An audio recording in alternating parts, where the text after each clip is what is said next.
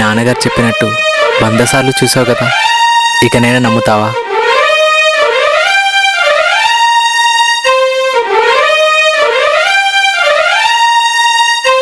నువ్వేదో ఒకటి మాట్లాడు. ఇలా మౌనంగా ఉంటే ఏమనుకోను? మీరు చాలా రిచ్ కదా, నాలాంటి మిడిల్ క్లాస్ అమ్మాయిని పెళ్లి చేసుకుంటే మీ ఇంట్లో ఒప్పుకుంటారా?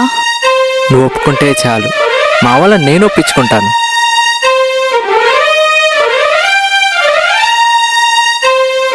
నేను చెప్తున్నాను కదా, నీకే ప్రాబ్లం రాకుండా చూసుకుంటాను. నువ్వు తలెత్తుకునేలా చేద్దామంటే మీరు ఇంకా తలని దించుకొని ఉంటే ఎలా?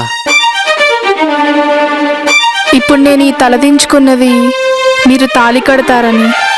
ఓ అందుకా? మరి ఇప్పుడు నా దగ్గర తాళి లేదే.